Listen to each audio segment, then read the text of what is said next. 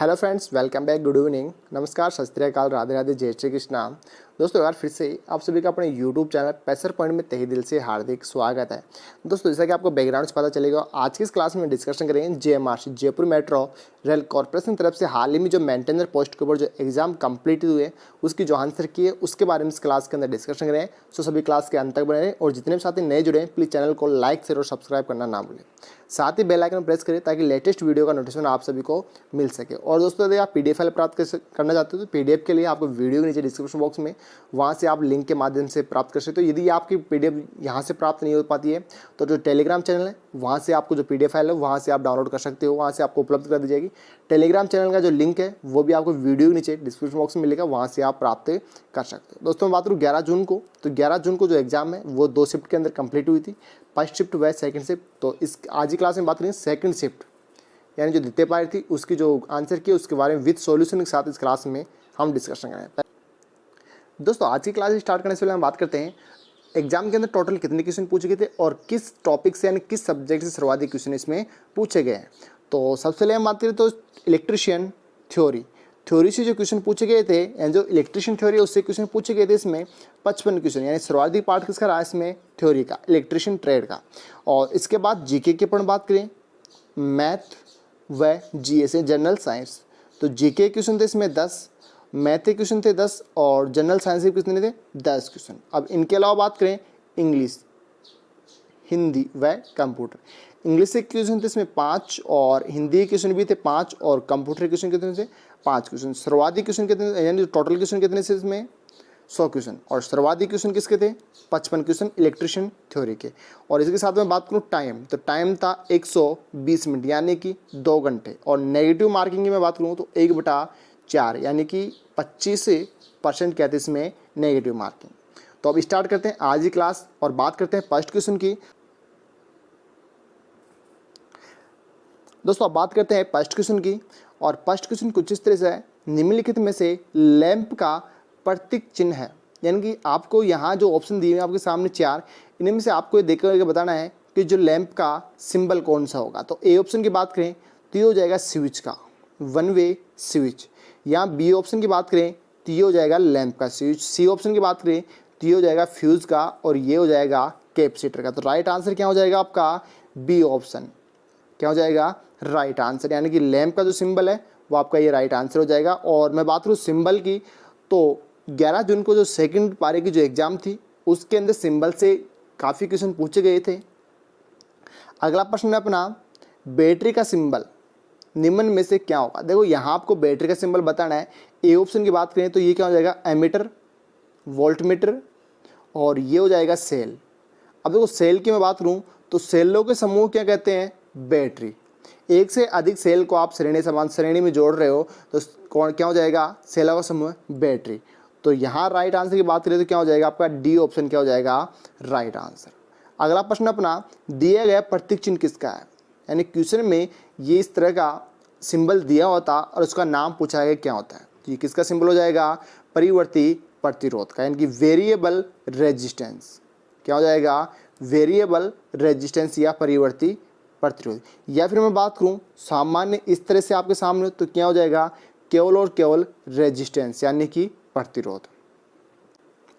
और दोस्तों साथ ही मैं बात करूं कल है 13 जून और 13 जून को टेक्निकल हेल्पर के रिगार्डिंग, यानी जो टेक्निकल हेल्पर के रिगार्डिंग जयपुर MI रोड शहीद स्मारक जो आंदोलन है उसमें अधिक से अधिक जो ITI बेरोजगार छात्र है वो अधिक से अधिक संख्या में पहुँचेगी। अगर मांग की मैं बात करूँ तो इसमें प्रमुख मांग रहेगी जो पोस्टर संख्या है वो 6000 की जाए और आंसर की जारी की जाए। अब बात करें क्वेश्चन की, क्वेश्चन कुछ इस तरह से निम्नलिखित में से स्विच नहीं है। देखो यहाँ आपके सामने 4 ऑप्शन दिए हुए, इन चारों सिंबलों को आपको देख के बताना है कि स्विच का सिंबल कौन सा नहीं बताओ। तो फर्स्ट की हम बात करें तो ये हो जाएगा one way switch, two way switch, push switch और ये हो जाएगा यहाँ पर डी ऑप्शन है फ्यूज का। तो क्या हो जाएगा आपका राइट आंसर फ्यूज। अगला क्वेश्चन है मोटर में कॉपर हानियों का मान फुल लोड पर कितना है 1000 वाट तथा लोहा हानियों का मान कितना है 1200 वाट। ये कहाँ फुल लोड के ऊपर। अब बात करते हैं नेक्स्ट आगे, तो 50% लोड करने पर कॉपर हानियों का मान क्या होगा। अब 50% लोड का मतलब 1/10 2 लोड कर दिया गया है। कितना कर दिया गया है? 1/2। और कॉपर हानि क्या होती है? धारा के वर्ग के समान होगा। तो यह क्या हो जाएगा? इसका स्क्वायर। तो कितना हो जाएगा ये? 4। तो 1000 गुणा कितना हो जाएगा? 1/2 का स्क्वायर। जब 2 का स्क्वायर कितना? 4। 4 को इससे काटेंगे कितना? 25 बार। तो कितना हो गया? 250 वाट। यानी जिस भी ऑप्शन में 250 वाट था और जिसने 250 वाट किया वो क्या हो जाएगा? इसका राइट आंसर। अब बात करते हैं नेक्स्ट क्वेश्चन की। और नेक्स्ट क्वेश्चन अपना, लीकेज करंट मानव बॉडी में से प्रवाहित न होकर अर्थिंग तार, यहाँ हो जाएगा अर्थिंग तार से प्रवाहित क्यों होता है? देखो, मानव बॉडी से प्रवाहित न होकर, सामान्य अवस्था में बात करूँ तो जो मानव बॉडी यानी गीले अवस्था में उसका प्रतिरोध कितना होता है? 1000 ओम। कितना होता है? 1000 ओम। और अर्थिंग तार का हम सामान्य प्रतिरोध की बात करें तो लगभग सामान्य तो 0.5 यानी लगभग मान लो 2 ओम से क्या है? सामान्य प्रतिरोध। तो जो धारा प्रवाह किसमें? 1000 ओम में से होगा या 2 ओम में से? तो किस में से होगा? 2 ओम में से। तो रीजन क्या होता है अर्थिंग तार में से प्रवाहित होने का? क्योंकि उसमें क्या होता है? प्रतिरोध का मान क्या होता है? कम से कम होता है। तो जो ऑप्शन के अकॉर्डिंग, ऑप्शन में क्या क्या दिए हुए थे, जैसे मान लो एक ऑप्शन दिया होता प्रतिरोध का मान क्या होता है? न्यून। प्रतिरोध तार का मान क्या होता है? न्यूनतम। तो वो क्या हो जाएगा आपका? Right answer. अगला क्वेश्चन है, एक परिपथ में 50 ओम व 60 ओम के 2 प्रतिरोध श्रेणी क्रम में जुड़े हुए 100 वोल्ट सप्लाई से जुड़े हैं। तो एमीटर की रेंज, तो आपको क्या बतानी है? एमीटर की। तो पहले आपको धारा का मान क्या याद करना है? पहले आई का मान, तो आई बराबर क्या हो जाएगा? V/R। और V का मान आपको यहाँ कितना दिया हुआ है? 100। और रेजिस्टेंस की बात करूँ तो दोनों प्रतिरोध किस क्रम में है? श्रेणी क्रम में। तो 50/100 कितना हो गया? 110। जब इसको काटते हैं 0 से 0 तो 10/11। तो लगभग कितना हो गया? 1 0 यहाँ 11×9 = 99। तो 0.9 लगभग कितना आ गया? 1 एम्पियर के। कितना आ गया? 1 एम्पियर के। अब मैं बात करूँ ऑप्शन की, तो ऑप्शन आपके कुछ इस तरह से दिए हुए थे। एक ऑप्शन था आपका जैसे कि 0 से लेकर 2 एम्पियर तक, एक था 0 से 5 एम्पियर, और इससे जो बाकी ऑप्शन थे आपके इससे क्या थे? अधिक थे। तो यहाँ राइट आंसर क्या हो जाएगा? 0 से 2 एम्पियर तक की रेंज वाला जो एमीटर है वो आप काम में लोगे। तो जिसका भी 0 से 2 आंसर था वो क्या हो जाएगा? Right answer. अगला प्रश्न है अपना, यहाँ आपको दिया हुआ है 20 वोल्ट व 30 वोल्ट तथा 60 वोल्ट के सेल को किस में जोड़ा गया है? श्रेणी क्रम में जोड़ा गया है। तो कुल वोल्टेज आपको क्या करनी है? निकालनी है। तो क्या कर देंगे? इसको अपन प्लस कर देंगे। तो 20 से 30 50, 50/100 कितना हो गया? 110 वोल्ट। अगला प्रश्न है, समांतर परिपथ में वोल्टेज का मान, यानी कि जो समांतर जो पैरेलल परिपथ है उसमें वोल्टेज का मान क्या होता है? प्रत्येक शाखा में क्या होता है? समान। जबकि अगर मैं बात करूँ धारा, तो धारा क्या रहेगी? अलग अलग। और श्रेणी परिपथ की बात करें तो श्रेणी परिपथ में क्या होती है? धारा का मान क्या होता है? समान। और दोस्तों, किसी भी क्वेश्चन में किसी प्रकार की दिक्कत हो तो आप कमेंट बॉक्स में कमेंट करके बता सकते हो। और जो कम्युनिटी पोस्ट है उस पर भी जो क्वेश्चन अपडेट की गई उसके भी जो आंसर की है वो चैनल पर डाल दी गई, वो भी आप जाकर देख सकते हो। अगला क्वेश्चन है, निम्न में से कौन सी विद्युत रासायनिक उपकरण है? देखो यहाँ पर आपको बताना, जो ऑप्शन थे ऑप्शन के अकॉर्डिंग आपको बताना है कि निम्न में से कौन सा विद्युत रासायनिक उपकरण है। तो उसमें एक ऑप्शन में दिया होता सेल। और जैसा कि आप सभी को पता है सेल क्या है? यह विद्युत यानी जो रासायनिक ऊर्जा है उसको किस में बदलता है? विद्युत ऊर्जा में। बाकी जितने भी युक्तियाँ, जितने भी ऑप्शन थे उसमें जैसे मोटर दिया हुआ था, ट्रांसफॉर्मर आ गया, इस तरह से वो सभी विद्युत पे कार्य करने वाले थे। बट ये भी विद्युत पे कार्य करता है, बट ये क्या करता है? रासायनिक युक्ति है, यानी कि रासायनिक क्रिया के माध्यम से क्या बनती है इसमें? विद्युत। तो क्या हो जाएगा? राइट आंसर आपका सेल। और जिसका भी सेल राइट, जिसने भी सेल किया है उसका क्या हो जाएगा? ये राइट आंसर। अब बात करें नेक्स्ट क्वेश्चन की। नेक्स्ट क्वेश्चन है, वोल्ट निम्न में से किसकी इकाई नहीं है? जो वोल्ट है, वोल्ट निम्न में से किसकी इकाई नहीं है? तो जो 4 ऑप्शन थे, 4 में से 3 की तो इकाई होगा और 1 की इकाई नहीं होगा। तो यहाँ मैं बात करूँ ए ऑप्शन की, तो ए ऑप्शन में दिया हुआ था विभव। क्या दिया हुआ था? विभव। बी की मैं बात करूं तो ईएमएफ। और सी की मैं बात करूं विभवांतर। विभवांतर। तो विभव, ईएमएफ और विभवांतर की इकाई क्या होती है? वोल्ट। और एक ऑप्शन दिया हुआ था D, MMF, magnetic motive force, यानी कि एम्पीयर टर्न या फिर गिलबर्ट। तो राइट आंसर क्या हो जाएगा उसमें? आपका डी ऑप्शन राइट आंसर। अगला क्वेश्चन है, 6 ओम के 3 प्रतिरोध समांतर क्रम में जुड़े हुए हैं। 6 ओम के 3 प्रतिरोध समांतर क्रम में जुड़े हुए हैं तो प्रतिरोध कितना हो गया 2 ओम।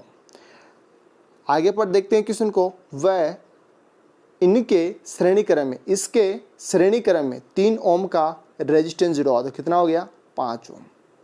आगे पढ़ते हैं क्वेश्चन को, प्रतिरोध को 10 वोल्ट सप्लाई से जोड़ा जाता है तो धारा का मान, प्रतिरोध को 10 वोल्ट सप्लाई से जोड़ा जाता है धारा का मान, तो I बराबर V बटा R और V का मान 10 और R का मान 5 तो कितना हो गया 2 एम्पियर। जिसका भी 2 एम्पियर आंसर था वो क्या हो जाएगा राइट आंसर।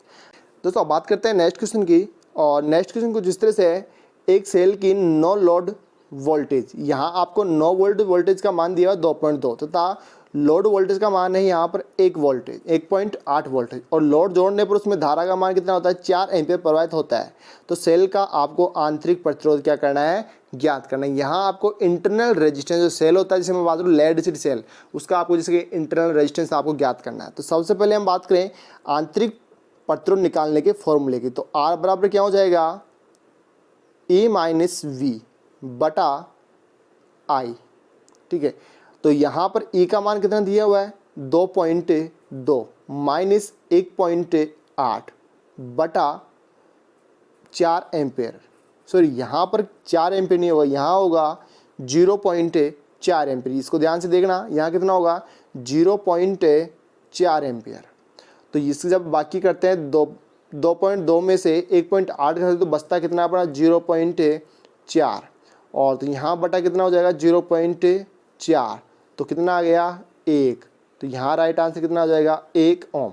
तो आंतरिक प्रतिरोध का मान कितना निकल के आ गया 1 ओम, जिसका भी 1 ओम था राइट आंसर वो क्या हो जाएगा सही।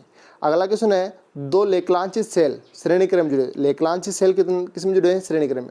वोल्टेज की बात करूँ तो लगभग 1.46 या 1.45, तो यहाँ पर मान मानते हैं 1.4, तो 1.4 प्लस 1.4 तो कितना हो गया 2.8 और जिस ऑप्शन में 2.8 दिया हुआ था वो क्या हो जाएगा राइट आंसर, और ए ऑप्शन में 2.8 दिया हुआ था तो वो अपना क्या हो जाएगा इसका राइट आंसर। नेक्स्ट क्वेश्चन है, वर्नियर कैलिपर का अल्पतमांक यानी न्यूनतम मान कितना नाप सकता है वर्नियर कैलिपर। तो इसकी मैं बात करूँ, मान जो वहाँ ऑप्शन थे सेंटीमीटर में दिए हुए थे, किस में दिए हुए थे सेंटीमीटर, तो सेंटीमीटर में अपना बात करें तो 0.001 सेंटीमीटर ये क्या हो जाएगा राइट आंसर, और जिसका भी 0.001 cm था वो क्या हो जाएगा राइट आंसर। और किसी प्रकार के क्वेश्चन में कोई भी दिक्कत हो तो आप कमेंट बॉक्स में कमेंट करके वहाँ से आप बता सकते हो। अब दोस्तों बात करते हैं नेक्स्ट क्वेश्चन की, और नेक्स्ट क्वेश्चन है 16 नंबर, 3 फेज फ्लेक्सिबल केबल में न्यूट्रल तार का रंग होता है। और हाल ही में मैं बात करूँ तो कम्युनिटी पोस्ट के ऊपर जो क्वेश्चन डले हुए हैं उनमें से एक क्वेश्चन था, जो फ्लेक्सिबल केबल है उसका जो रंग होता है फ्लेक्सिबल केबल तो क्या होता है नीला। और उसकी मैं बात करूँ क्लास, तो क्लास भी चैनल पे अपलोड हो चुकी है, यानी कि जो सॉल्यूशन क्लास थी वो भी अपलोड कर दी गई है। जिसने भी क्लास देखी है और जिसकी भी JMRC की एग्जाम थी उसका जो एक क्वेश्चन है वो बिल्कुल ही गलत नहीं होगा, उसका राइट आंसर। तो यहाँ मैं बात करें न्यूट्रल तार के, तो जिसने भी अगर न्यूट्रल तार के जैसे नाम लेते तो आपका आंसर क्या आता है काला, तो ये क्या होता है गलत। यहाँ आगे इसमें क्या लिखा फ्लेक्सिबल, जब भी फ्लेक्सिबल नाम ले तो राइट आंसर क्या होगा नीला, राइट आंसर क्या हो जाएगा नीला, और जिसका भी नीला था वो क्या हो जाएगा यहाँ पर राइट आंसर। अब बात करते हैं नेक्स्ट क्वेश्चन की, और नेक्स्ट क्वेश्चन है निम्न में से किस मोटर को घूर्णन ट्रांसफार्मर के समान या फिर किस मोटर को कहा जाता है। तो यहाँ मैं बात करूँ अगर इंडक्शन मोटर की मैं बात करूँ प्रेरण मोटर, तो प्रेरण मोटर किसके समान होती है ट्रांसफार्मर के समान। मोटर में क्या होता है घूर्णीय भाग, जबकि ट्रांसफार्मर में कोई घूर्णीय भाग नहीं होता है। तो क्वेश्चन इस तरह से पूछा गया था कि ट्रांसफार्मर किस मोटर के समान होता है, कि जिस तरह से था, और ऑप्शन में दिया हुआ था इंडक्शन मोटर यानी प्रेरण मोटर। तो जिसने भी प्रेरण मोटर किया है उसका क्या हो जाएगा राइट आंसर। अगला क्वेश्चन है DC मोटर में पोलों की संख्या होती है। देखो मैं बात करूँ सामान्य से इंडक्शन मोटर की, तो N बराबर यानी गति निकालने का फॉर्मूला होता है N बराबर 120 F/P। तो इस फॉर्मूले के अकॉर्डिंग बात करें तो यहाँ है N और ये रहा P, तो ये दोनों क्या होते हैं एक दूसरे के विपरीत। अगर गति बढ़ाएंगे तो पोलों की संख्या घटेगी, पोलों की संख्या घटाएंगे तो गति बढ़ेगी। तो यहाँ चाल से अधिक चाल के बराबर चाल के समानुपाती तो होगा नहीं, और चाल के व्युत्क्रमानुपाती, तो राइट आंसर क्या हो जाएगा चाल के व्युत्क्रमानुपाती। तो जिसका भी चाल के व्युत्क्रमानुपाती राइट आंसर जिसने भी किया है वो क्या हो जाएगा राइट आंसर। अगला क्वेश्चन की बात करूँ तो क्वेश्चन नंबर 19, और ट्रांसफॉर्मर संबंधित क्वेश्चन पूछा गया था।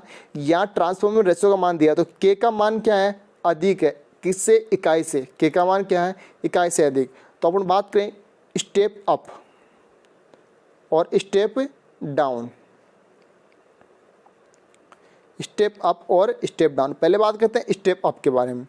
तो स्टेप अप तो N2 या NS बटा N1 या NP। तो सेकेंडरी में यदि लपेटों की संख्या अधिक होगी तो क्या होगा, स्टेप अप, और कम होगी तो स्टेप डाउन। जैसे मान लो यहाँ मान लेते हैं 100 फेरे और यहाँ मान लेते हैं 50 फेरे, तो आंसर कितना आया, 2।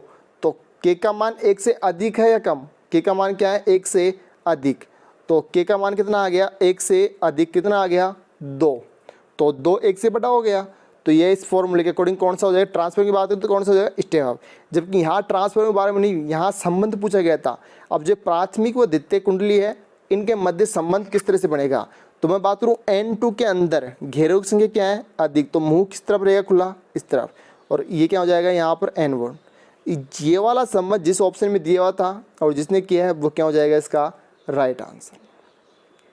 अगला क्वेश्चन, ट्रांसफॉर्मर में न्यूट्रल पॉइंट प्राप्त करने के लिए, देखो क्वेश्चन इस तरह से पूछा गया था, ट्रांसफॉर्मर की द्वितीय कुंडली से न्यूट्रल पॉइंट प्राप्त करने के लिए उसके संयोजन करेंगे, तो किस में करेंगे, स्टार के अंदर। अगला क्वेश्चन है, घरेलू वायरिंग सब सर्किट वोल्टेज का मान। देखो यहाँ पर जो पावर परिपथ होता है, पावर सर्किट होता है, उसकी मान वोल्टेज पूछी गई थी, जो उसकी क्षमता होती है तो कितनी होती है, 3 किलोवाट तक। कितनी होती है, 3 किलोवाट तक। और जितने भी ऑप्शन थे वो इससे ऊपर थे। अगला क्वेश्चन है, कंड्यूट परिपथ में वोल्टेज स्तर, जो कंड्यूट पाइप होते हैं, जो दीवार के अंदर जो पाइपिंग में लगे होते हैं कंड्यूट पाइप, उनकी वोल्टेज स्तर तो वो लगभग होती है 220 वोल्ट से लगभग 600 वोल्टेज तक। तो जिसका भी राइट आंसर हो 600 वोल्टेज तक, वो क्या हो जाएगा, right answer. 220 single page supply के लिए भी से काम लेते हैं और 3 पेज के लिए भी। तो 220 से लेकर 600 वोल्टेज, यानी कि हम कह सकते हैं निम्न वोल्टेज के लिए। अगला क्वेश्चन है, आर्सेनिक अर्धचालक पदार्थ किस समूह का है। जो आर्सेनिक होता है, आर्सेनिक क्या है, एक अर्धचालक है। और अर्धचालक किस समूह का है, तो यह किस समूह का है, 5वें समूह का। अगर 5वें समूह की अगर हम बात करें तो ट्रिक क्या हो जाएगी, क्या हो जाएगी, नेपाल, पाकिस्तान, ऑस्ट्रेलिया से क्या हो जाएगा, आर्सेनिक, सब बिखारी। नेपाल, पाकिस्तान, ऑस्ट्रेलिया, सब बिखारी को उसमें 5वें समूह में, और यहाँ ऑस्ट्रेलिया से क्या हो जाएगा, आर्सेनिक। तो 5वां समूह जिसका भी था वो क्या हो जाएगा, राइट आंसर। और फेज क्रम, क्वेश्चन को जिस तरह से पूछा गया था कि जो सामान्य फेज क्रम होता है, तो फेज क्रम क्या होता है, RYB, दक्षिणावर्त। डीसी मोटर में सबसे गर्म भाग, तो डीसी मोटर के अंदर सबसे गर्म भाग क्या होती है, कुंडली। और ऑप्शन में क्या दिया हुआ था आपकी, उसके अकॉर्डिंग कुंडली, क्षेत्र कुंडली, आर्मेचर कुंडली, किस तरह से क्या ऑप्शन था उसके अकॉर्डिंग आप कर सकते हो। बट सामान्य बात क्या होती है, कुंडली सबसे गर्म भाग होती है।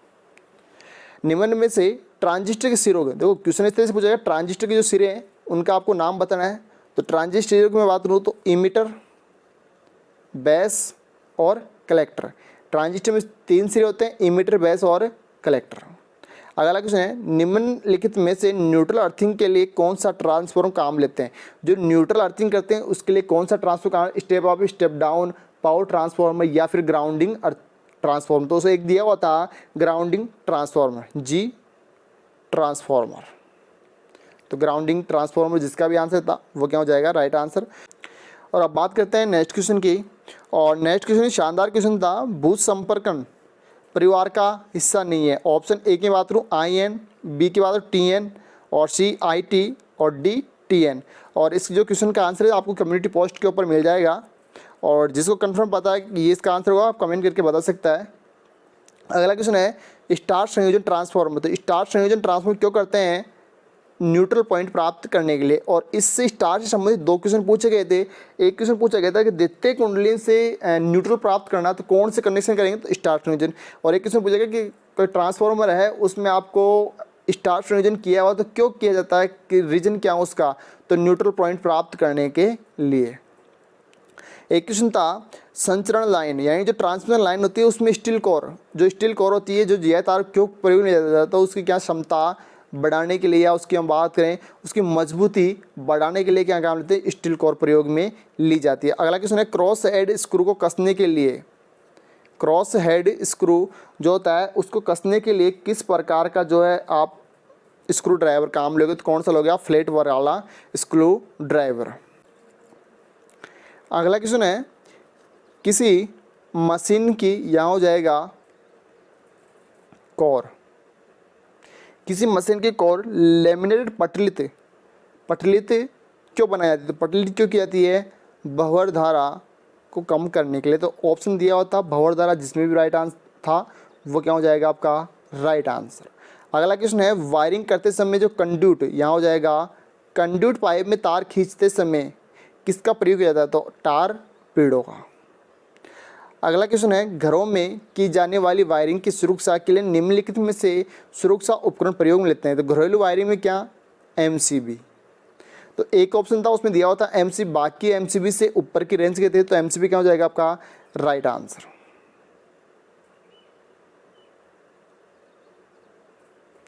अगला क्वेश्चन है, घरों में वायरिंग की ओवर करंट व शॉर्ट सर्किट सुरक्षा प्रदान किसके द्वारा की जाती है, तो किसके द्वारा, फ्यूज। एमसीबी के द्वारा कर सकते हैं, एमसीबी ऑप्शन में नहीं था, तो ऑप्शन में क्या दिया हुआ था, फ्यूज। उसमें दिया हुआ था आइसोलेटर, फ्यूज, स्विच, तो क्या हो जाएगा फ्यूज। अगला क्वेश्चन, निम्न में इनमें से किस प्रकार की वायरिंग का उपयोग स्थायी उद्देश्य के लिए नहीं किया जाता है। जो ऑप्शन थे, एक में क्लिट वायरिंग था, सेट जैसे कैपिंग, कैसिंग कैपिंग, और एक दिया होता धातु वायरिंग। तो धातु जो कंड्यूट वायरिंग है उसका उपयोग सिर्फ स्थायी के लिए किया जाता है। अगला क्वेश्चन है, कंड्यूट वायरिंग में वोल्टेज स्तर, तो जैसे कि लास्ट क्वेश्चन डिस्कशन किया था, तो कितना 220 से लगभग 600 वोल्टेज तक। अगला क्वेश्चन, BIS के अनुसार सब सर्किट की लोड है जो अधिक नहीं होना चाहिए, तो कितने से अधिक, 3 किलोवाट से अधिक नहीं होना चाहिए। ये क्वेश्चन भी अपन डिस्कशन कर सके हैं। और अगला क्वेश्चन है, निम्न में से अर्थ तार का अनुप्रयोग नहीं किया जाता है। तो देखो ऑप्शन कुछ इस तरह से दिए हुए थे, अगर तड़ित के रूप में, यानी कि जो टावर है, टावर को तड़ित गिरने पर जो लाइट है, या जो हम बात करें शॉर्ट सर्किट से बचाने के लिए, कुछ इस तरह के ऑप्शन दिए हुए थे। और एक ऑप्शन दिया था ट्रांसमिशन लाइन में उल्टा करंट पहुंचाने के लिए, तो इस तरह से कुछ ऑप्शन था। तो ऑप्शन के अकॉर्डिंग आप इसका आंसर बता सकते हैं क्या होगा। अगला क्वेश्चन है, उपभोक्ता परिसर से जुड़े ओवरहेड लाइन होती है, यानी क्वेश्चन इस तरह से था कि जो उपभोक्ता के जो मीटर तक जो लाइन जाती है उसे क्या कहते हैं, सर्विस मेन लाइन। क्या कहते हैं, सर्विस मेन लाइन। अगला क्वेश्चन है, लेड एसिड बैटरी की रेटिंग तो किस में दी जाती है, AH के अंदर। मानक स्थितियों के अंदर शुद्ध, देखो यहाँ क्या हो जाएगा, शुद्ध सिलिकॉन की प्रतिरोधकता तो कितनी होती है, 6 × 10⁻³ ओम मीटर। अगला क्वेश्चन, कंडक्टर सामग्री के अंदर प्रतिरोधक तापमान भिन्नता प्रभाव वक्र तो क्या होता है, रैखिक। अगला क्वेश्चन है, 1 kWh बराबर होता है तो कितना होता है, 1 यूनिट। अगला क्वेश्चन है, सिंगल फेज एनर्जी मीटर की रीडिंग किसमें दी जाती है, kWh के अंदर। कोई सा मीटर उसकी रीडिंग किसमें देते हैं, kWh के अंदर। और यहाँ क्वेश्चन है, अगला क्वेश्चन, लेफ्ट वाइंडिंग पोलों की संख्या कितनी, 8, 240 चालक तो समांतर पथों की संख्या, तो लेफ्ट LAP, तो A बराबर क्या हो जाएगा यहाँ पर P। यदि मैं बात करूँ वेव की, WAV, तो वेव में A बराबर समांतर पथों की संख्या कितनी होती है, हमेशा 2, और यहाँ A बराबर P पोलों की संख्या के बराबर। तो यहाँ 240 सिर्फ कन्फ्यूजन के लिए है, तो यहाँ समांतर पथों की संख्या कितनी रहेगी, 8। अगला प्रश्न है, मोटर में कार्बन ब्रश की भूमिका, तो मोटर के अंदर कार्बन ब्रश की भूमिका क्या होती है। देखो सबसे पहले मैं बात करूँ तो कार्बन ब्रश, यह जो धारा होती है धारा को अंदर पहुंचाने का कार्य करती है, यानी जो धारा होती है उसको कम्यूटेटर तक, और कम्यूटेटर के माध्यम राइजर के माध्यम से कुंडली तक, और यह जो है कम्यूटेटर उसकी क्या करती है, सफाई करती है। तो ऑप्शन में क्या क्या दिए हुए थे उनके अकॉर्डिंग आप इसके राइट आंसर बता सकते हो। यदि मैं बात करूँ नेक्स्ट क्वेश्चन की, तो नेक्स्ट क्वेश्चन, यदि चुंबकशीलता निम्न है तो आर्मेचर में अभिभाग प्रतिष्ठम का मान क्या हो। देखो अपने बात करें जैसे कि चुंबकशीलता का गुण यदि सबसे अधिक हो तो उसमें प्रतिष्ठम क्या रहेगा, सबसे कम। यहाँ चुंबकशीलता क्या है, निम्न, तो प्रतिष्ठम भी क्या रहेगा उसमें, कम। अगला क्वेश्चन है, सामान्य मर्दा के लिए भू संपर्कन पाइप का आपको व्यास बताना था, कितना हो जाएगा, 1.5 स्क्वायर mm, यानी कि 1.5 स्क्वायर mm। अगला क्वेश्चन, दृष्टकारी यानी जो डायोड होता है वो क्या करता है, AC को DC के अंदर, और ऑप्शन आपको दिए हुए थे, जो AC है यानी प्रत्यावर्ती धारा को एक दिशीय धारा में परिवर्तन करने के लिए, AC को DC में। अगला क्वेश्चन है, प्रेरण मोटर में जो स्लॉटों की संख्या होती है उसे वर्दी बढ़ा दी जाए, स्लॉटों की संख्या बढ़ा दी जाए तो मोटर की क्या होगी, आकार में क्या हो जाएगी, बढ़ जाएगी, यानी उसका आकार है वो भी क्या हो जाएगा, बढ़ जाएगा। अगला क्वेश्चन है प्रतिरोधकता।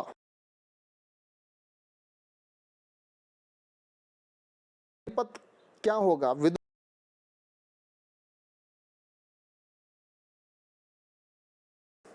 क्या हो जाएगा, प्रतिरोध रेजिस्टेंस। अगला क्वेश्चन है डीसी श्रेणी मोटर में, डीसी श्रेणी मोटर का निम्नलिखित में से अनुप्रयोग है, यानी डीसी श्रेणी मोटर का, तो एक ऑप्शन दिया होता है लोकोमोटिव, यानी कि ट्रेन इंजन, जो ट्रेन इंजन है उसमें जो मोटर काम होता है तो क्या कहते हैं, लोकोमोटिव, तो उसके अंदर इसे काम में लिया जाता है। और एक क्वेश्चन पूछा गया था प्रतिरोधकता संबंधित, और क्वेश्चन इस तरह से था, यानी कि उसमें दिया हुआ था आर बराबर रो सही एल बटा ए, जो रो है किसे प्रतिनिधित्व करता है, तो किसे, प्रतिरोधकता। और दोस्तों आज की क्लास में इतना ही, फिर मिलते हैं नेक्स्ट क्लास में एक इंटरेस्टिंग टॉपिक के साथ। Thank you, have a nice day.